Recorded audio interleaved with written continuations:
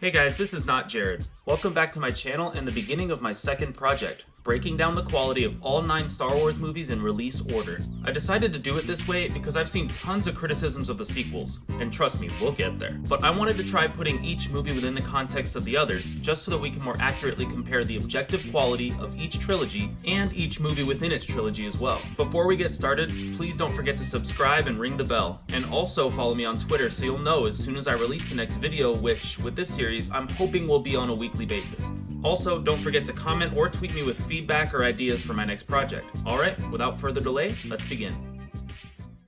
The film opens with a title crawl. This, along with narration or simple text popping up on a screen, is used in various movies, and it serves multiple purposes. It can set the scene, establish rules for the fictional universe, give quick exposition we need to understand the first scene, or many other purposes. The purpose is to convey information without the audience having to see background, and it allows us to be immersed in the story right from the start. This particular crawl introduces us to the universe and sets the scene for the first conflict. We learn that there is a rebel alliance set against an evil galactic empire. There are no accidents here. The writers are making sure that the audience knows who the heroes and villains are from the start. We learn that the rebels have stolen plans to the Death Star, a weapon that can destroy a planet. A character named Princess Leia is in charge of delivering these plans to the rebels, and thus we have the reason for the conflict that's about to appear on screen. After the title crawl, we see a spaceship being fired upon and pursued by a larger ship. Fun fact, these ship miniatures had to be hand-built for this trilogy. Next, we see soldiers running, hear alarms blaring, and 2 robots or droids, all in preparation for something horrible.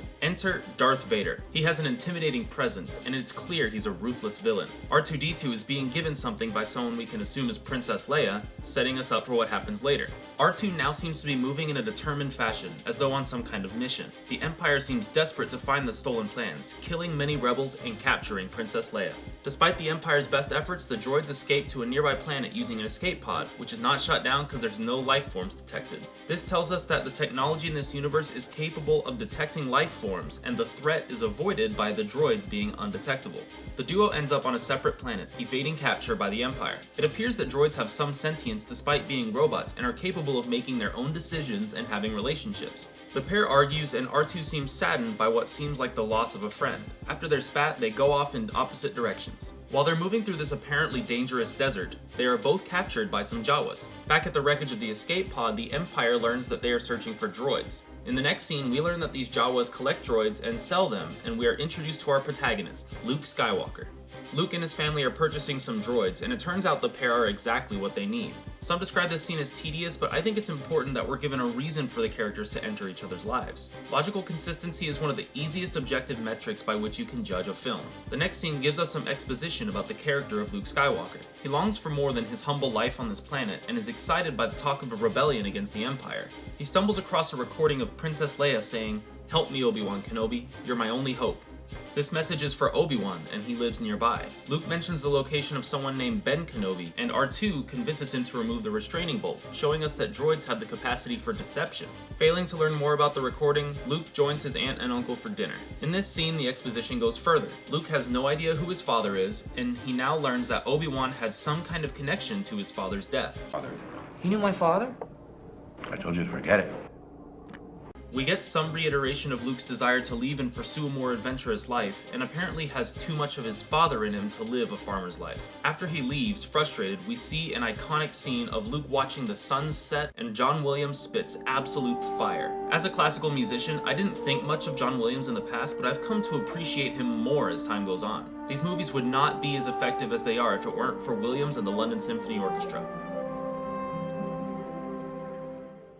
Suddenly, R2 has gone missing, obviously searching for Obi-Wan Kenobi, and is determined to complete his mission. Waiting until morning because of the dangers of Sand People, Luke takes 3PO to go search for him. During their search, they are attacked by these Sand People and saved by Obi-Wan. I also love the fact that the first thing Obi-Wan said on screen is, Hello there.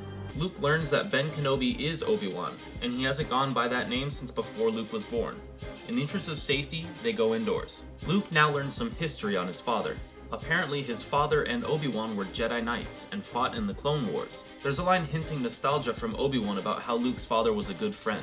Interestingly enough, George Lucas had plans for the prequels by the time the original movies were released, so it seems as though he's setting up some backstory in this scene to be explored in another trilogy. We get some exposition on the Jedi next. The Jedi were guardians of peace and justice for over 1,000 generations, and they wielded lightsabers. Darth Vader, a pupil of Obi-Wan, betrayed and murdered Luke's father. What gives Jedi their power is known as the Force. We get a short explanation of what exactly this power is after Ben says Vader was seduced by the dark side. The Force is an energy field created by all living things and is how a Jedi gets his power. The Force also has a dark side, which is seen as a negative version of a Jedi's power. Luke seems very eager to learn because he wants much more than his simple life. Next, R2 plays the message and we learn a few things. He's carrying the plans to the Death Star and was sent because the princess on her way to bring Obi-Wan to the rebellion was captured. She begs him to deliver R2 to her father, who could then see the delivery of the plans safely to the rebellion, giving us the next arc of the story. I want to pause here to talk about the continuity of this movie. I feel like continuity should be a given, but considering what we see in later movies, I want to point it out. How did we get here? Princess Leia was on her way to find Obi-Wan, which is why R2 and C-3PO ended up on Tatooine, right where they needed to be in order to find him. They were captured by Jawas and sold to Luke's family together because the only other R2 unit was broken. R2 knew where to look for Obi-Wan thanks to Luke speculating that Ben Kenobi may know something about him, and Luke ends up being saved by Obi-Wan because R2 was in his area of residence, searching for him. Also, as we see later, the Empire is searching for 2 droids because they found 2 sets of tracks and droid parts near the crash of the escape pod. Notice how every single thing that happens is because of something else that leads to it logically. This is the simple groundwork upon which a good story with quality character development can rest. The things that happen aren't convenient or lucky, there's logical consistency. Every filmmaker should strive to have the story as consistent and continuous as possible so that the audience isn't distracted and can enjoy the fictional world that's been created. I only bring this up because the necessity of continuity like this should be obvious, and it's a shame that it's ignored in later Star Wars films. Now, let's get back to moving through the plot. R2-D2 has the Death Star plans and must be safely delivered to the Rebel Alliance. Obi-Wan asks Luke to join him and train in the Force. Luke is a little reluctant, showing us that he wants to honor his responsibility to his family, even though he longs for more. After this, there's a scene where the Empire is discussing what to do about the Rebel Alliance and the stolen plans. The Emperor has dissolved the Senate, a vestige of the Republic, and the Death Star will generate fear to maintain control. We see Vader use the Force to choke someone, showing us his abilities only after we've had some exposition about them. Throughout this trilogy, we'll get subtle indicators of what is supposed to be possible through the Force, and these established rules will be followed for 6 entire movies. Back on Tatooine, we learn that the Empire has slaughtered the Jawas that sold the droids to Luke. Fearing that this meant they had learned who the droids were sold to, Luke races home despite Ben's protestations. He then discovers his family has been killed and his home has been burned. If Luke hadn't gone after R2 and run into Kenobi, he would have suffered the same fate. We see resolve in his face and we cut to another Empire scene. This is to show us that Vader is torturing the princess in an attempt to learn the location of the Rebel base. Back on Tatooine, Luke has resolved to join Obi-Wan and become a Jedi like his father. To get to Alderaan, they need to find a ship and a pilot, so they head to Mos Eisley Spaceport. You will never find a more wretched hive of scum and villainy. On the way, they're stopped by Imperial stormtroopers, and Obi-Wan uses a new Force ability to get by them, the Mind Trick, which works on the weak-minded. Next, we get the iconic cantina scene, which I've always loved. We hear lively music, and for the first time, see a wide diversity of alien life. They're in a spaceport, so it makes sense that this is where we would see so many different creatures. There's a short conflict emphasizing the danger of this place, and then we meet Han Solo. From this interaction, we learn that Han is proud of himself as a pilot, and also that he really needs money. The earlier conflict alerts some stormtroopers to their presence, and probably gives them a description as well, so the troopers now know where to look and who they're looking for. I like the fact that there's no pointless action in this movie. The conflict with the stranger isn't meaningless, it leads to the Empire's discovery of Luke and Ben's location. Next is the scene between Han Solo and Greedo. This scene has a few purposes. It teaches us that Han is a smuggler by profession, and the reason he needs money so badly is because he owes someone named Jabba. Greedo is a bounty hunter, and Han has a bounty on his head set by Jabba.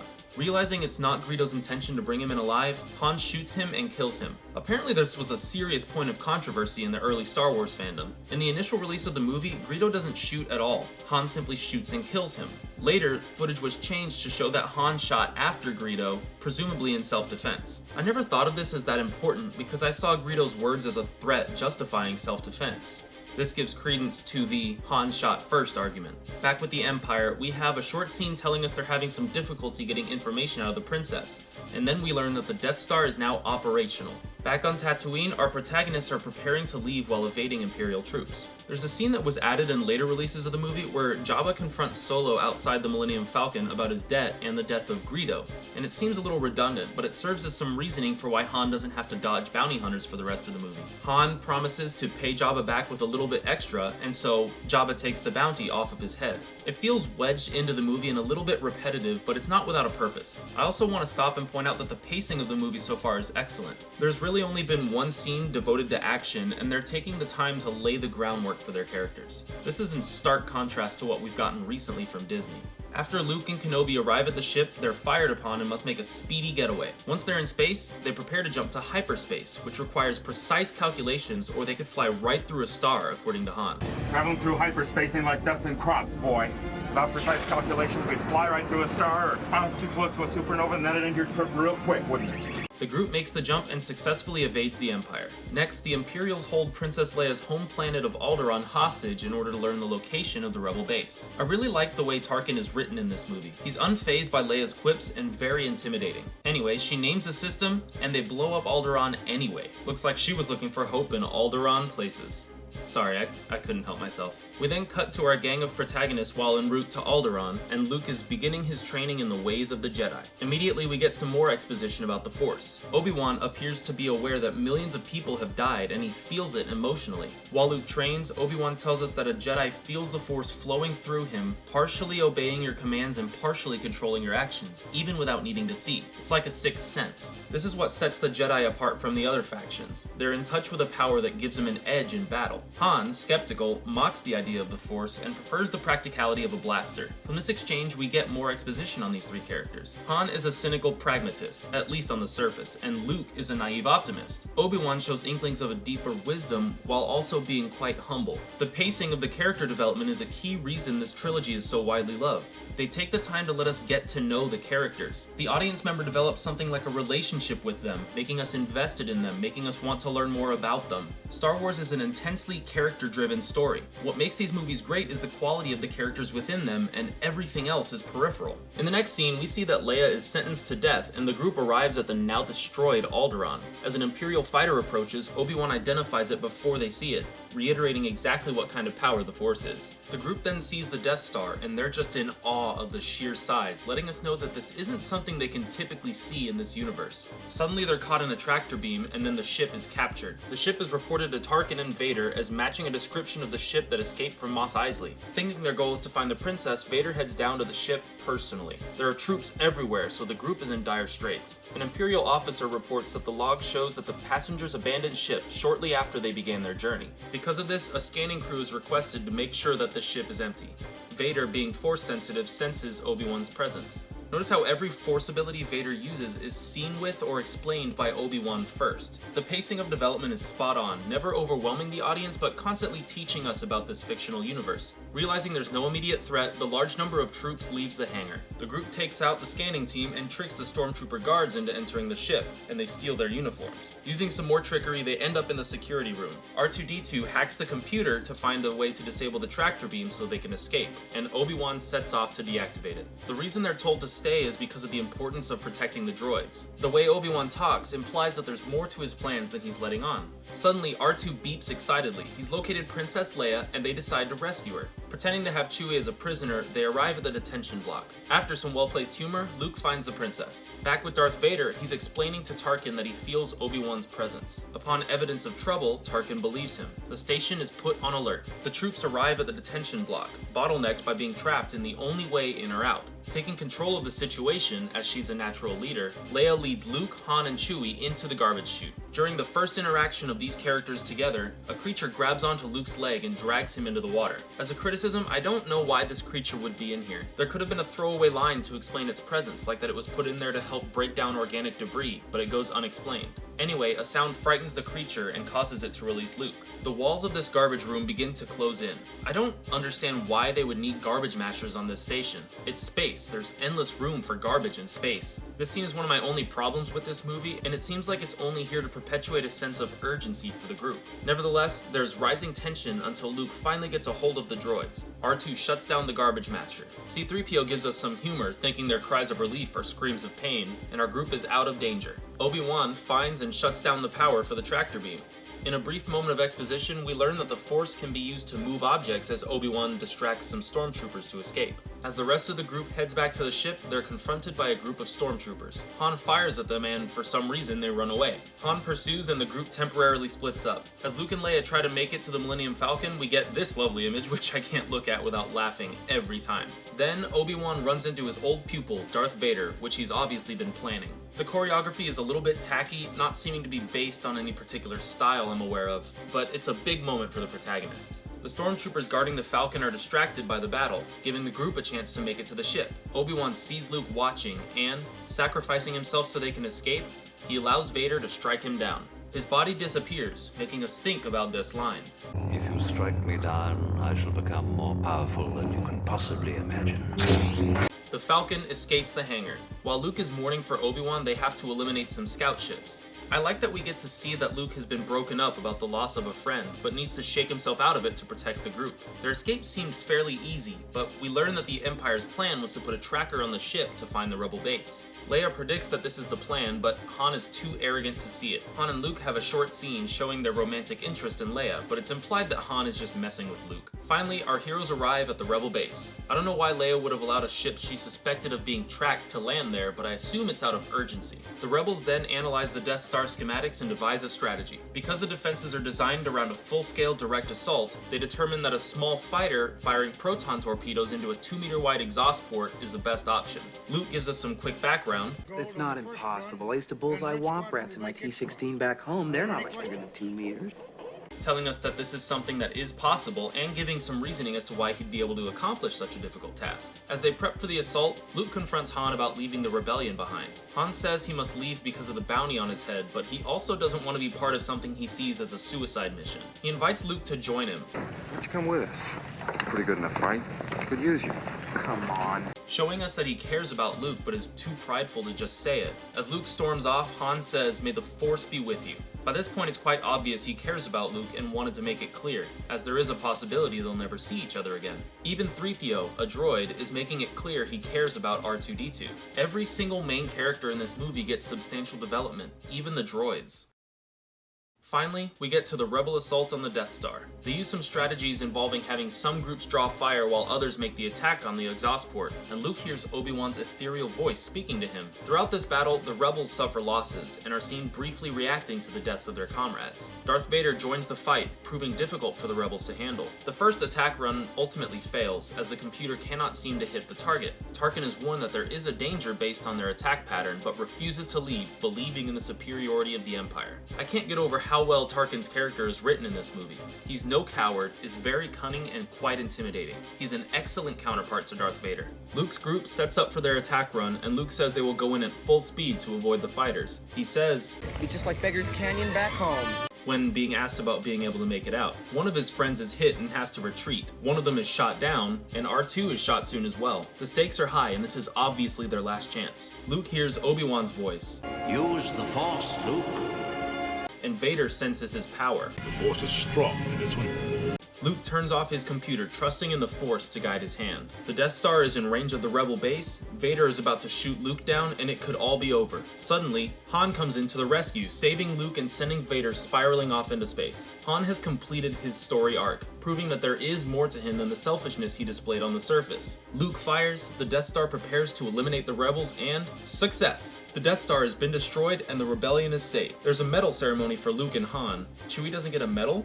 Rude. And John Williams brings it all together, wrapping up our first look into an amazing universe.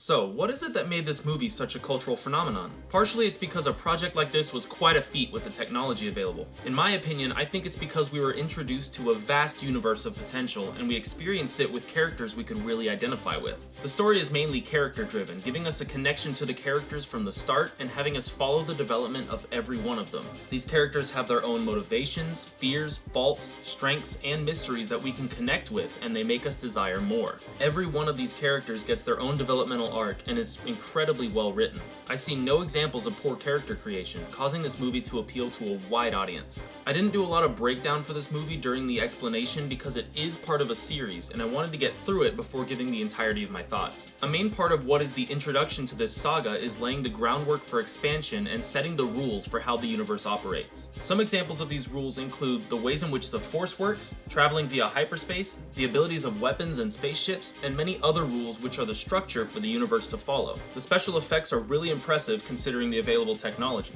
Everything had to be hand-built, and even the title crawl was originally filmed and not simply typed into a program. This is one of my favorite series of movies. Especially early on, the movies were incredibly engaging, consistent, and well written. I found it actually quite difficult to cover something I enjoy so much. It's easy to talk about one's dislikes at length, but when you enjoy something so wholeheartedly, it can be quite difficult to pick apart the specifics of what made you connect to it. I think the most obvious answer for these movies is the characters. Next, I would say the wonder of a world full of power which is also bounded by rules. Of course, building this world is a feat in and of itself. This is truly George Lucas's best work. Well, that was a new experience for me, although I did enjoy going through one of my favorite movies. Let me know what you think, either in the comments or on my Twitter, and also let me know what else you'd like to see or what you think I could do differently. Thanks for watching. See y'all next time.